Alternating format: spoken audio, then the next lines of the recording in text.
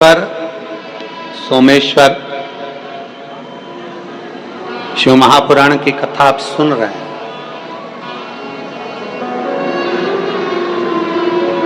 काया में, शरीर के अंदर, काया के अंतर्गत कितना भी रोग, शरद पूर्णिमा आ रही है।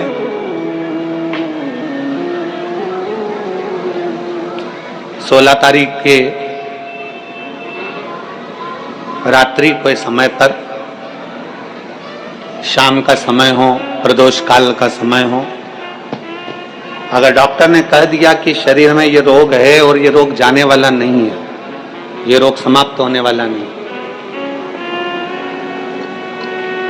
एक बेलपत्र, एक दुर्वा और एक चावल का दाना, सफेद चावल का दाना, एक दाना मात्र अक्षत। सोमेश्वर भगवान शंकर के नाम का उच्चारण कर कर, जरा ध्यान देंगे सभी लोग। जैसे ये शिवलिंग है, ये जलाधारी है, और ये जलाधारी के सामने से जो जल बहता है, गणेश जी, कार्तिकेय और अशोक सुंदरी का जो स्थान बीच में है, शिवलिंग का जो जल बहकर नीचे की ओर आता है, यहाँ जो जगह होती है, आप लोग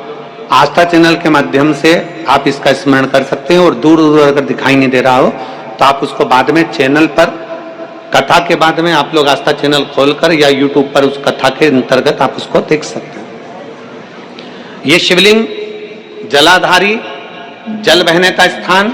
ये शिवलिंग के सामने जो स्थान होता है, यहां से पानी चढ़ाते हैं तो बहकर जो नीचे आता है, जितना मोटा ये जलाधारी का स्थान होता है, इसी स्थान पर एक चावल का दाना, एक दुर्वा, एक बेलपत्र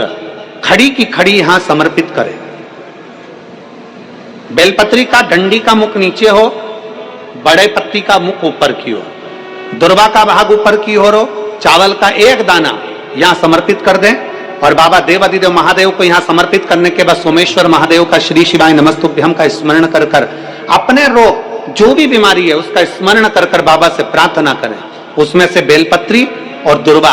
दोनों को लेकर आए, हटाकर कटोरी में रख लें। एक लोटा जल प्रदोष काल में शंकर भगवान के मंदिर में समर्पित करते हुए और बाबा को प्रार्थना करें। और वो दुर्वा और वो बेलपत्र दोनों को लिए, दुर्वा को उसी शरद पूर्णिमा की रात्रि को चबा चबा कर अच्छे से खा लें, जो एक दुर्वा आप लेकर गए हो। और बेलपत्री को दूसरे दिन सुबह के समय पर जब उठने के बाद, ब्रश आदि करने के बाद, स्नान आदि करने के बाद, भोजन आदि करने के पहले उस बेलपत्र, जो छोटी सी बेलपत्र, उसको चबा चबा कर खा लें। कैसा भी रोग है उसका 15 दिन बाद जांच वापिस कराएं, धीरे धीरे उस रोग में आराम लगना प्रारंभ हो जाए। कैसा भी रोग। शरद पूर्णिमा पर चंद्रेश्वर महादेव की शिव महापुराण की कथा फिरोजाबाद के इस पवित्र प्रांगण के अंतर चढ़ने से बच सकते। पूर्णिमा से कार्तिक पूर्णिमा के बीच में जो प्रदोष पड़ती है, कार्तिक के महीने में जो 2 प्रदोष पड़े, शरद पूर्णिमा से लेकर कार्तिक पूर्णिमा के मध्य में जो प्रदोष पड़ती है, उस प्रदोष पर, प्रदोष काल में अगर एक आधी चम्मच भी गौ माता का दूध मिल जाए, एक छोटी सी कटोरी में सीधे हाथ में दूध और उल्टे हाथ में दूध, जल का पात्र या उसी पात्र के ऊपर दूध का पात्र रखकर हाथ में लेकर जो शंकर के शिवालय में देहली पर खड़ा होकर शंकर से अपनी कामना कर कर शंकर के मंदिर में जाकर दूध अशोक सुंदरी वाली जगह पर चढ़ाकर जल शंकर के शिवलिंग पर जो समर्पित कर देता है, देवादिदेव महादेव उसकी कामना पूर्ण कर देते हैं।